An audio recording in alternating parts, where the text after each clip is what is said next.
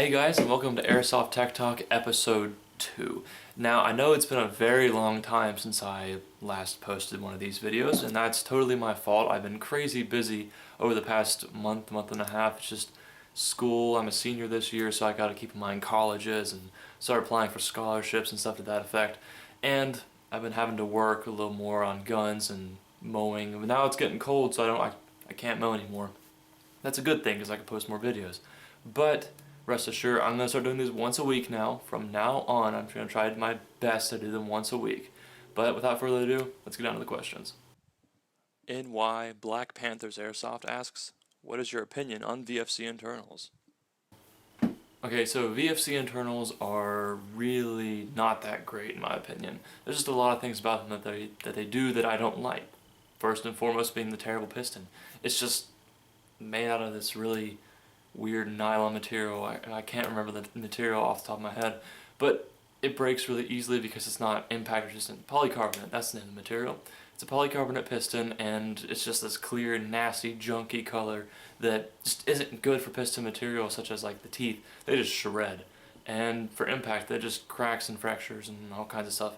That's really bad. And the tappet plate's made out of the same material, so the same negative trait that's going on in the piston is happening with the tab plate. It just can't take, any bit of stress at all, so it just breaks real quick. In addition, their wire is very, very thin. Their motors are pretty slow and they're pretty junky because I think they're 18 or something TPA like that, and they have really weak magnets, so that goes, that goes the motor. It sucks. And the VFC self-shimming gears aren't that great. They usually are pretty tight, and they're much more of a negative than they are a plus, and I just don't like them. But they just have a lot of negative stuff going on for them on the internals. Their externals are flawless, but their internals are very flawed. Preacher asks, what is the difference between flat hop and R-hop mods? So these two modifications are actually very similar. You actually have to do one to do the other in one case of one of them. What's different with flat hop and R-hop? Flat hop, all you do is you do what I did in the previous video actually. You just remove the mound, remove the lock line, turn the bucking on its side so that a clean surface is facing the hop-up window, and just make your own cutout rectangular nub, and that's all you have to do. With R-hop, what you have to do is you have to do that to the bucking. You have to remove the mound, remove the lock line, make your own custom nub, twist it to where it's on a clean surface over the hop-up window, and you have to take this little patch called an R-hop patch and cut it, tune it, shave it down to fit perfectly in that hop-up window in the barrel, so that it fits in there perfectly, so that when you look down the barrel, you just see a circle, you just see the barrel. You don't see the R-hop patch protruding down, you don't see anything to that effect, you just see the barrel. But this takes a long time to tune. My first time R-hopping, it took me about an hour and a half, and I just used very fine sandpaper the whole time in a file. Now I use a Dremel to tune it. But the difference is really time and, the difference is time and the result. R-hop is way better than flat hop. A properly done R-hop will reach out to 280 feet with like a 400 FPS gun and some heavy BBs. A properly tuned flat hop will reach out to 240, 250 feet, something around there with the same BBs and the same setup. Time consuming, like time wise, flat hop your first time will probably take you 30 minutes to 40 minutes. Like I said, R-hop your first time will probably take you an hour to an hour and a half. They're just more put into it, the more reward you get, basically. But also the design is different. R-hop, you do it differently, and flat hop, you just do half of basically R-hopping. That's really the real difference is there's just one has a patch and the other one doesn't, and one you have to put more time into it and gets better result. The other one you don't put as much time into it and gets a lesser result. Not necessarily a bad result, but not necessarily the perfect result you get with R-hop. 6mm Tech asks, best stock brand to upgrade on a budget. I would like your opinion. So this is actually a personal preference question, and my opinion was asked for, so I'm going to give my opinion. The best cheap stock gun to upgrade on a budget, in my opinion, would be a JG gun that you can get that has the 22 TPA neodymium JG Blue motor. Those things are great. That just takes off $30 if you're going to upgrade for a motor, which is normally the first thing people do to a gun is they put in a new motor or a new barrel. In this case, I normally go with gearbox components and stuff like that, like motors. So that's what I would, personally, that's my preference. If you're under $200, you can actually get a metal JG bodied gun that normally comes with, a JG Blue. And if you're not so sure on it, you can actually call the company and ask them, like the retailer, or you can talk to somebody else who has the gun. You can look for a review on it and something like that. Normally somebody will twist it and say, oh, it's got a lot of torque, even though they don't necessarily know why it's really hard to twist. They just think that means it has a lot of torque, which isn't necessarily the truth, but it kind of isn't a stock gun, as they're not going to include a 12 TPA high-speed motor.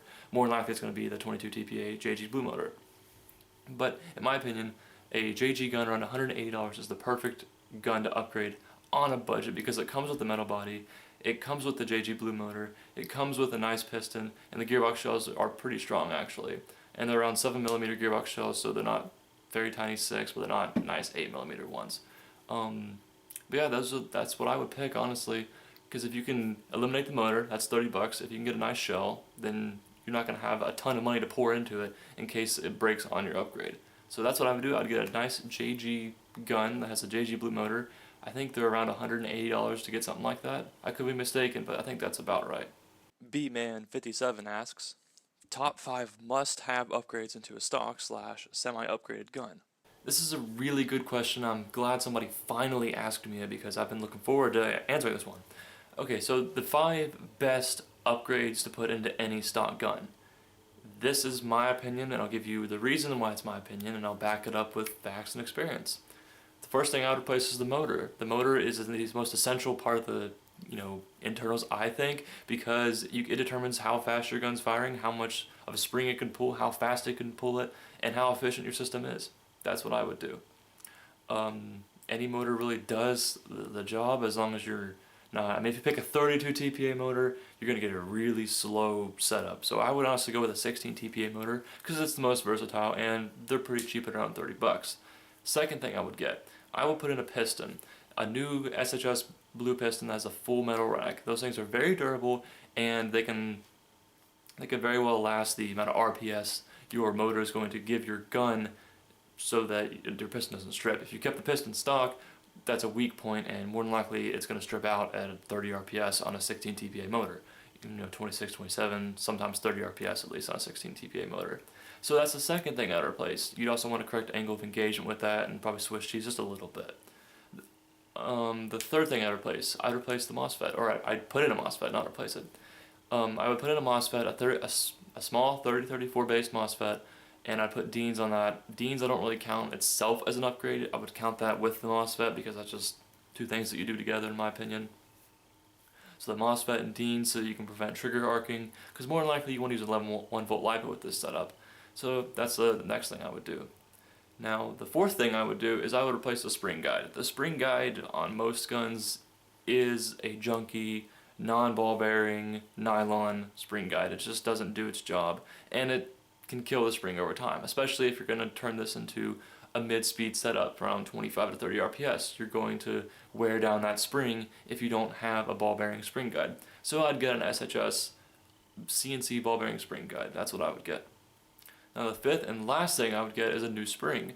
Now a lot of people are like, what's wrong with the new spring in my gun right now? Why do I have to replace it? Well, I would replace it because if you buy, like I say, a JG gun, the springs on those are horrible. And if you're going to run a 25 to 30 RPS setup, you might hit PME, number one. And number two, if you don't hit PME, your spring's going to break very quickly, because JG springs are horrible, as are most stock springs. They're just horrible, and they're very inconsistent. So I would go with an M110 or M120 SHS Super Shooter spring. Those are much nicer than the junky SHS springs. I have good luck with those, so that's what I would go with. But yeah, I would get an SHS high torque motor, an SHS piston, a 3034 based MOSFET. I would either go with the Nuke FET or a Kelly Colburn MOSFET. And then I would go with an SHS ball bearing spring guide and an SHS M110 or M120. Just depends on what you want there. Or even an M100 if you really want it. If you're playing CQB, that could be a good thing. But those are the 5 things I would do to any gun, if it's stock, that is. Speedloaders asks, what is your ideal setup for a Frankengun? Just a gun that would be hella reliable, efficient, and basically a decent loaner gun or something. And would you run it with a full steel rack or a half steel rack? Because you need a place for fault somewhere, and pistons are ideal. So this is a really, really good question. So, the basic setup I would build is I'd build a Franken-Torque setup in a gearbox. I would go with a Franken-Torque 32 TPA armature with some good neo magnets like SHS or ZCI. nothing weak like ICS. I would go with SHS 12-to-1s or 13-to-1s, and if you're feeling like you want to spend a lot of money, go Siege Tech 10-to-1s or 14-to-1s. But I would keep it to the high-speed gears on that part. I would make sure to use bushings and not bearings, as bearings are just full of failures in general, and they just don't last long. And they're just not good for a loaner gun, especially. Sometimes the person you loaned it out to just want to hold down the trigger because they don't know what's going on inside that gearbox. They don't know that the bearings might fail.